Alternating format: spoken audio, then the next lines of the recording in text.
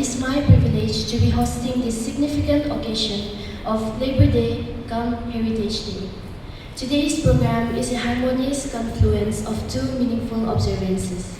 On one hand, we pay tribute to the dignity, dedication, and perseverance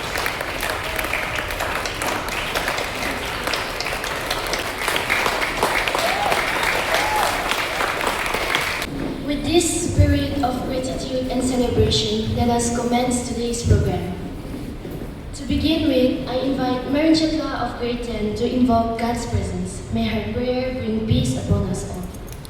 Let us all bow down our head and look to God in prayer.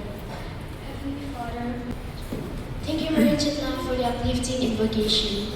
Now, to reflect upon the significance of this meaningful day, I invite Thang Lam of grade 10 to deliver an insightful Labor Day speech.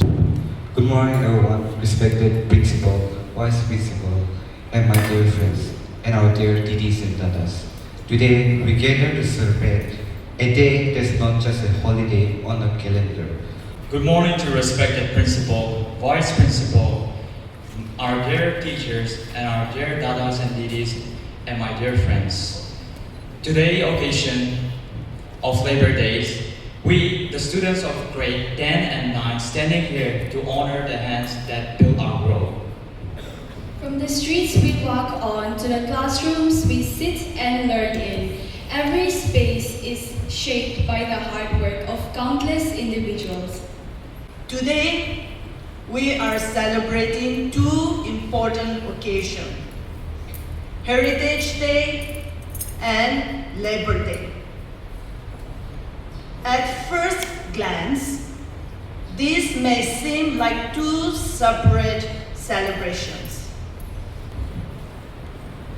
Good morning, respected principal, vice principal, teachers, and my dear dadas and didis. Today, on the occasion of World Labor Day, we take this moment to appreciate the dedication and hard work of our dear fourth grade staff who quietly keep our school running smoothly every single day. Mr. Billion Das.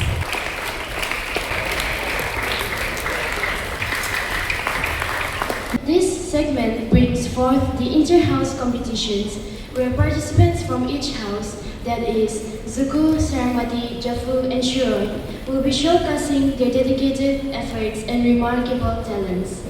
With great enthusiasm, let us now witness the following sequence of performances that embody creativity, confidence, cultural pride, and healthy competition.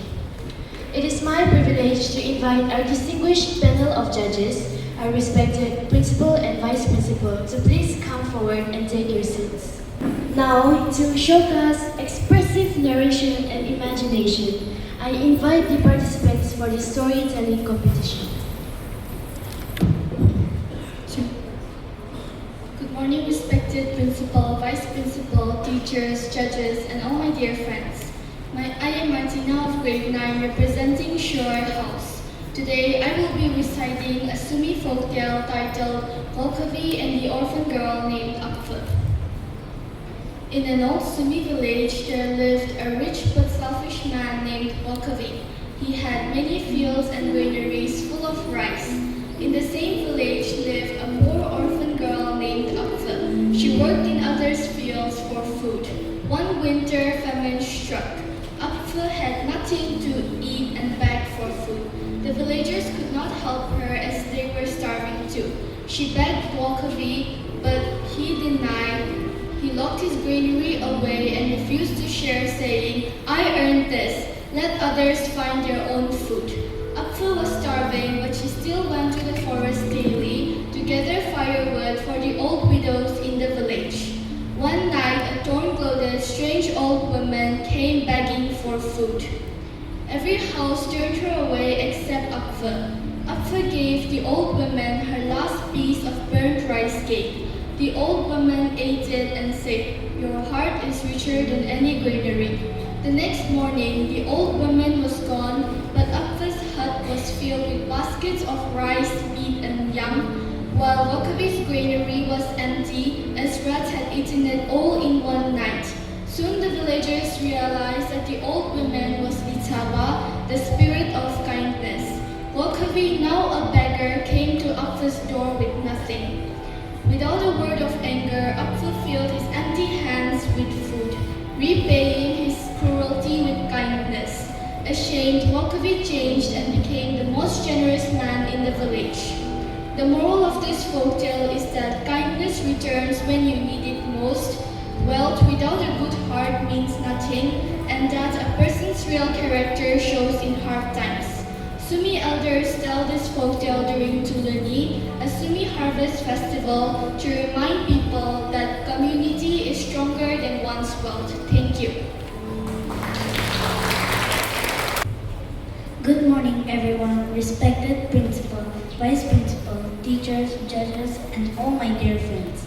My name is Matula of Class 5, representing Zuko House. The title of my folktale is A Supportive One. Centuries ago, in the land of the Ao tribe, there was a village called Old Sampu. In this village stood a pond that was believed to be the home of a powerful spirit. The spirit warned the village elders that the pond must always be kept clean and pure. The people obeyed the warning and used the pond carefully and even worshipped it. But one fateful day, a man named Oramong dumped waste into the pond, and the spirit was angered. One afternoon, while Oramong was working in his field, the spirit took away his wife and his infant child. When he returned home in the evening, he noticed that his wife and child were gone. As he searched for his wife and child, he noticed that the pond had also vanished. Terrified and heartbroken, he continued searching and crossed a river and approached a spiritual pond. When he looked into the quiet pond, he saw a painful sight. His wife sitting calmly, singing a soft lullaby to their child while weeping. He shouted her name and cried out to her, but she could not hear him. At that moment, he understood that his wife and child were no longer human. They had been taken and possessed by the spirit of the pond. Broken with grief, he returned home and told his relatives and villagers everything that had happened. After this incident, Oramong himself was found dead.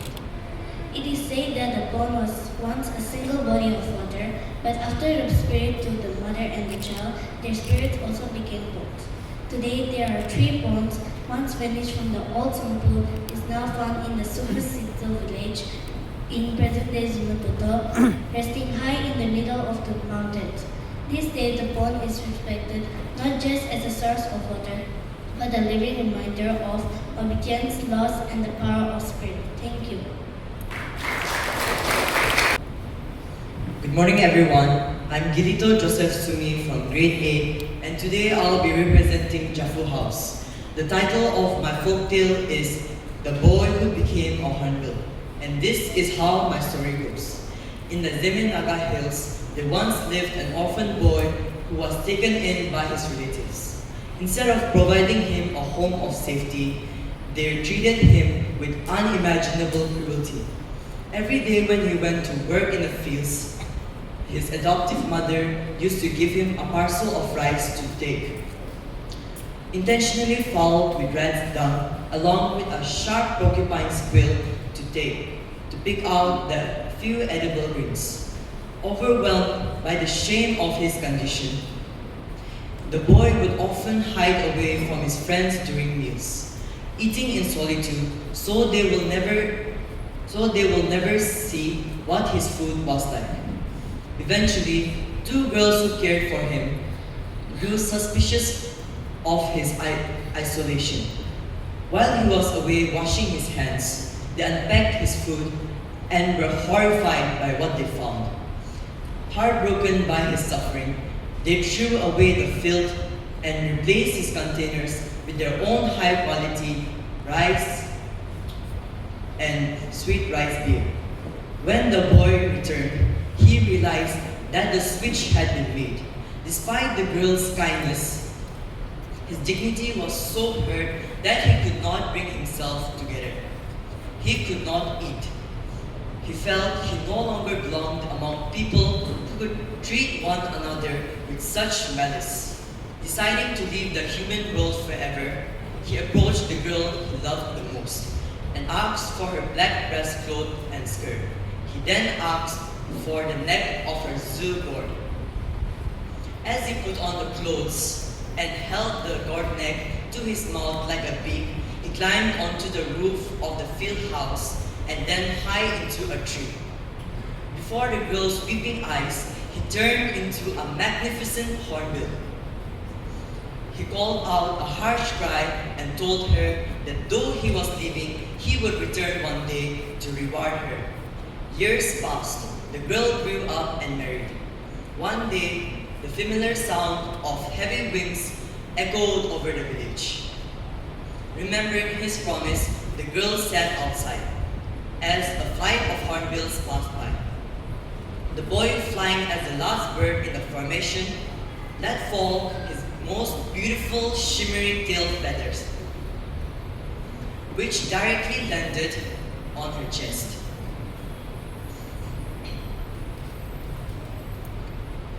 When his cruel adoptive mother saw the treasure, she greedily cried out for a gift of her own.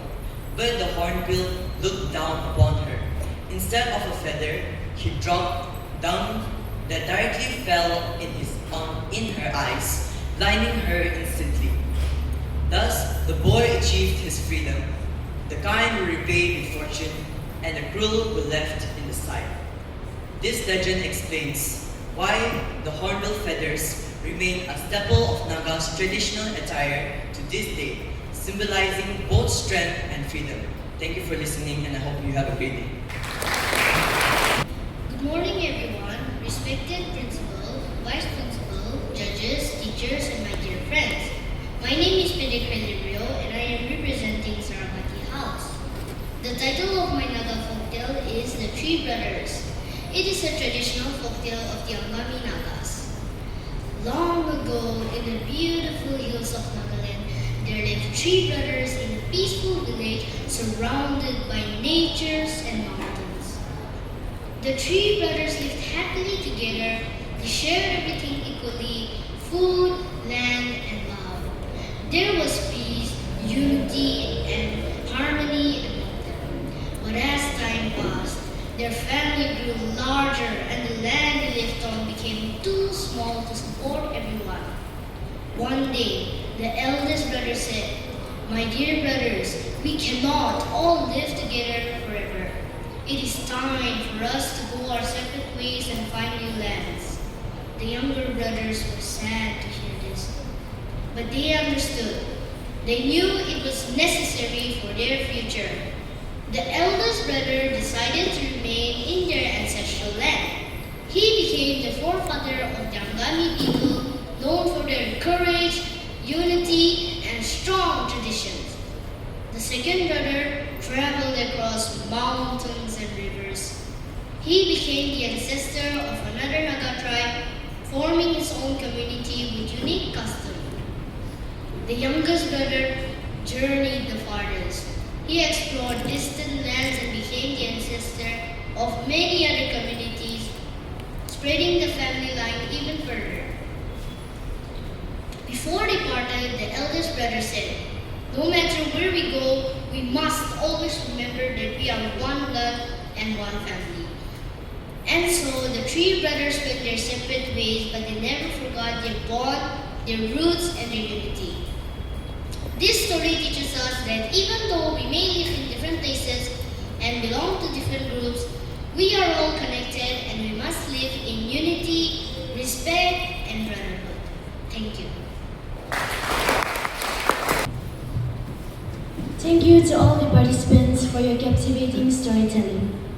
Now, to witness strength and spirited expression, I invite the participants of the war cry competition.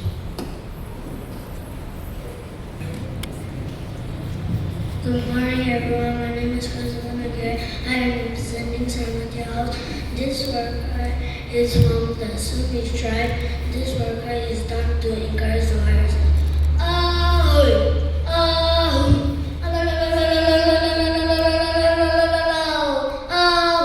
Thank you. Good morning, everyone. My name is Robert. I'm from class 3 and I'm from Jaffa House and I'm going to do the our cry. Thank you. Good morning, everyone. Respected principal, vice principal, judges, teachers, and my dear friends. I am Chuba Suna from grade 5, representing Shura House. I will be doing a Sumi war cry. This war cry symbolizes bravery and courage for Sumi girl. This is how it sounds.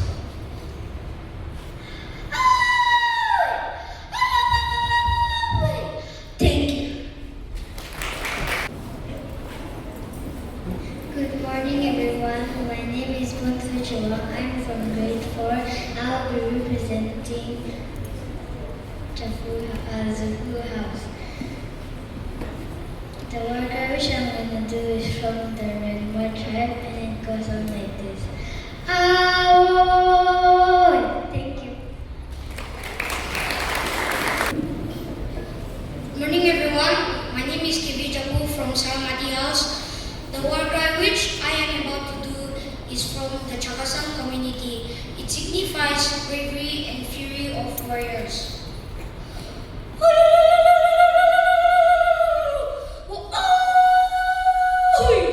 Thank you. Good morning, everyone. Respected principal, vice principal, teachers, and my dear friends. I am Beoweza of class 5 who will be representing Jaffa House.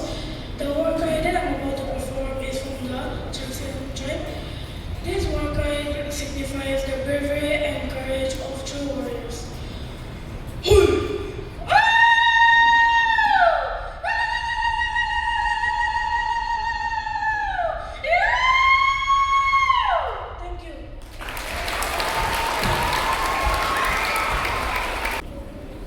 Good morning, everyone. My name is Kiketo Niu and I'm from class 6 representing Shura House.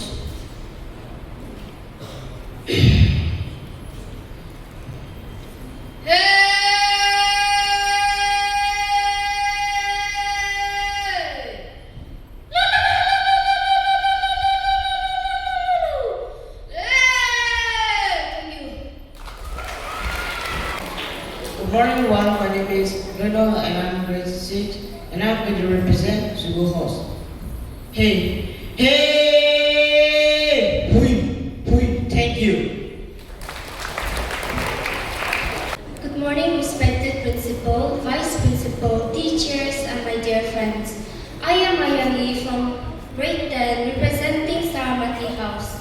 Today, I will perform the Lotus War Cry. This war cry is a powerful symbol of our ancestors' courage and unity. It represents the strength of our community and fearless spirit. And this is how Lota women show their strength.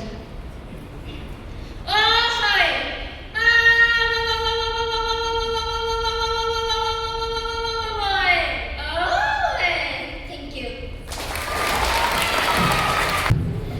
Good morning to you all, respected principal, vice principal, teachers, and all my dear friends.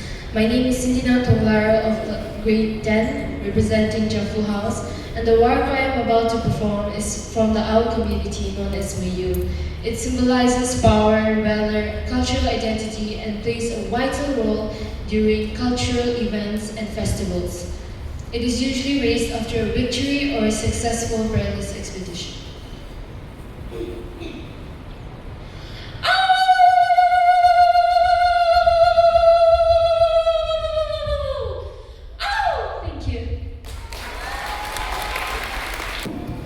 Good morning, everyone. My name is Pervino from grade 7. I'll be representing Shura House. My war cry is from the Sumi community. It signifies strength, courage, bravery, and cultural identity. It is historically used by Sumi Naga warriors to relieve fighters, signal dangers, and celebrate victories. It is an essential part of the tribe's martial heritage. My war cry goes on like this. Ahoy!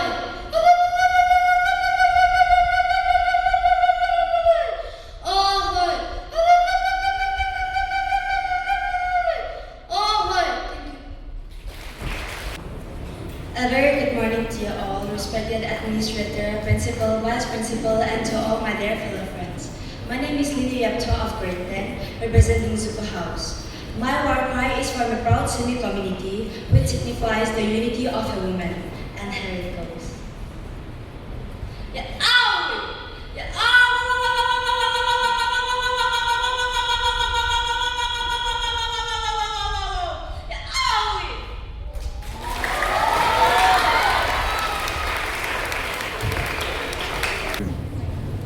Good morning everyone, my name is Timothy. I am from Sarmajas. This worker was historically used to internet enemies and to warriors. Hey! Hey! Hui! Hey! Hui! Thank you. A very good morning to respected principal, vice principal, teachers, and my dear friends. As I'm standing here representing Jafu House, today I will perform Sumi War Cry. This Sumi War Cry has played a significant role in our ancestral time, which helped them to know the enemy's attack, and it helps them to prepare for the battle. I hope everyone will like it.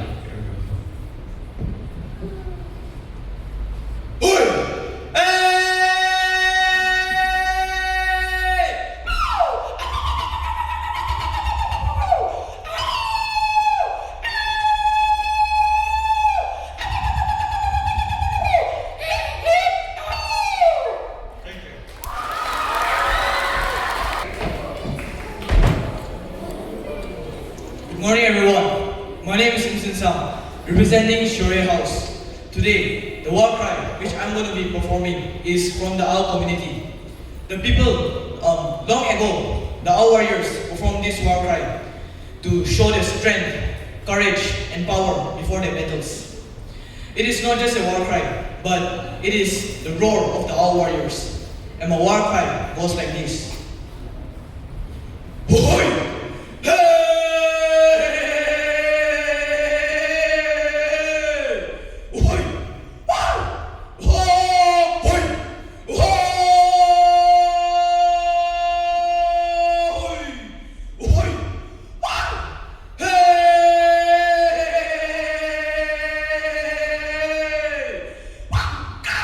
Thank you. Good morning to you all. My name is Abdul representing Zuko House. The work I am going to do is from the Angami community. It signifies strength, courage, and unity during a war.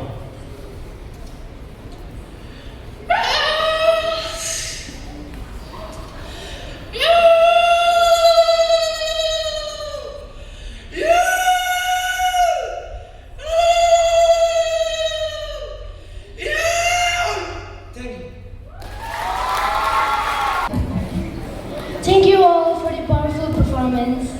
Moving on, to witness this and celebrate the tradition through graceful movement, I now invite the participants from each house for the folk dance.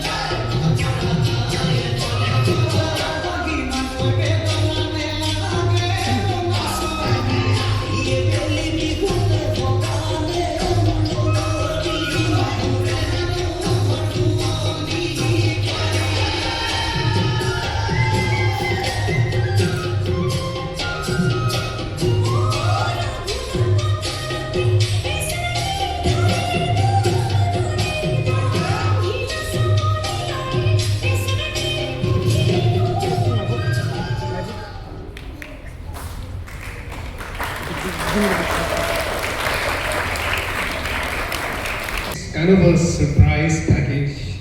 Sir and I, we're going to attempt to do something. Okay, so in Sumi tradition, this is called Ankukla, right? This is how, when, back then, when there were no matchsticks or lighters or any tool that we have today, this is how our forefathers, they built fire.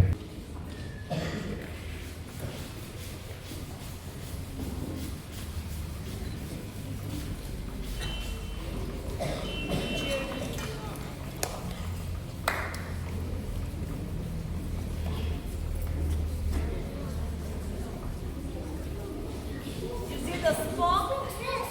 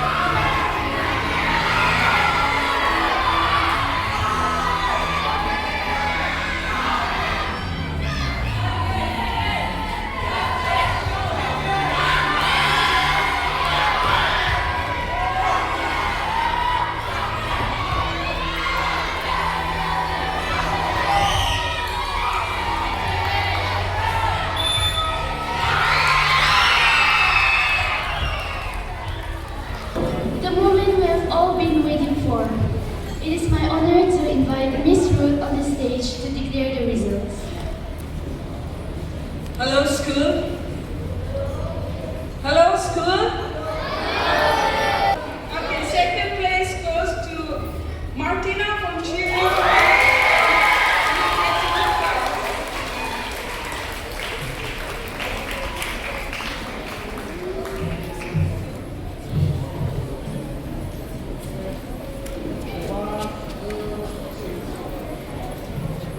And the first goes to Patrick Relay. 57 points.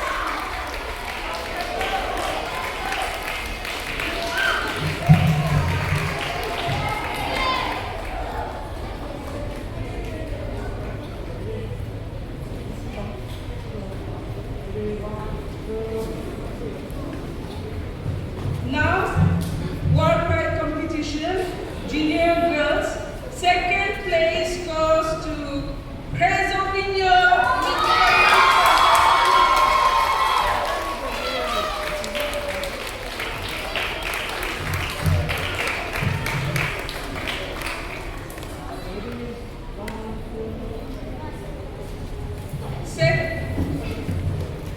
And the first place goes to Chubasula from Charis.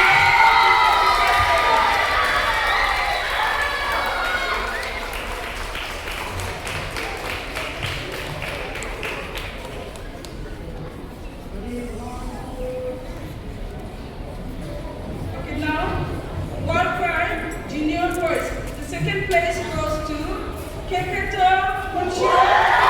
99 points.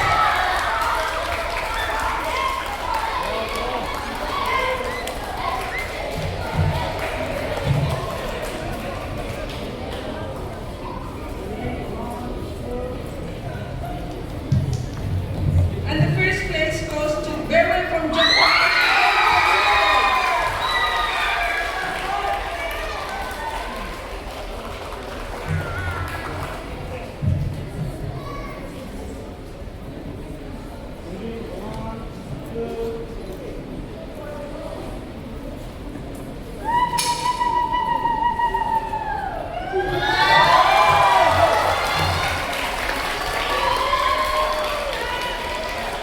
Now here, world pride from the senior girls category. Second place goes to Cintina from Japan.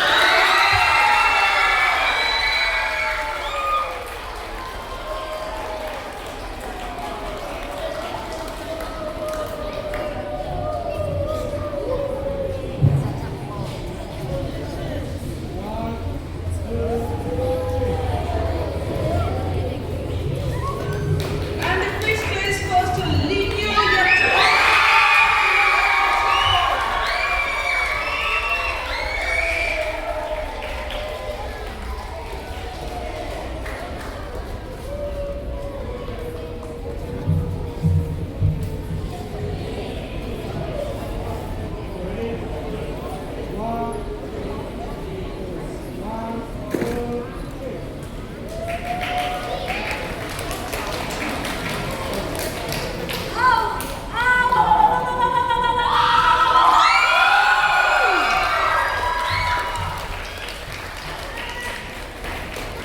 World Pride competition from the senior boys category. The second place goes to Insan Sound. 106 points.